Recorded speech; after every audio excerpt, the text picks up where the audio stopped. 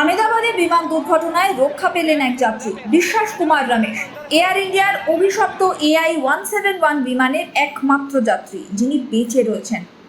একদিকে বিমান ভেঙে পড়তেই জ্বলে পুড়ে খাক হয়ে গিয়েছেন পাইলট, ক্রু সহ 241 জন যাত্রী।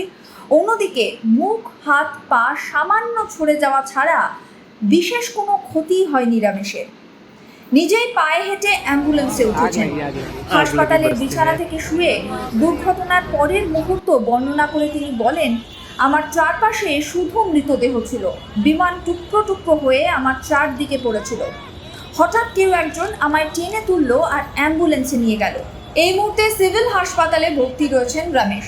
40 বছর বয়সী রমেশ নিজেই বেঁচে ফেরার কথা জানান। তিনি বলেন, উড়ানের 30 সেকেন্ড পর তীব্র শব্দ শুনতে পেলাম, এরপরই আছড়ে পড়ে বিমানটি। হাসপাতাল সূত্রে খবর, রমেশের বুকে, চোখে এবং পায়ে আঘাত লেগেছে। রমেশ ব্রিটেনেরই বাসিন্দা। কয়েকদিনের জন্য ভারতে পরিবারের কাছে ফিরেছিলেন। 45 বছর বয়সী দাদা অজয় কুমার রমেশের সঙ্গে ব্রিটেন ফিরে যাচ্ছিলেন। 20 বছর ধরে লন্ডনে রয়েছেন রমেশ। তার স্ত্রী ও সন্তানও সেখানকারই বাসিন্দা। তার কাছ থেকে বোর্ডিং পাসটিও উদ্ধার হয়েছে, ফোনটিও অক্ষত রয়েছে বলে খবর। Bureau report, sky news Bangla.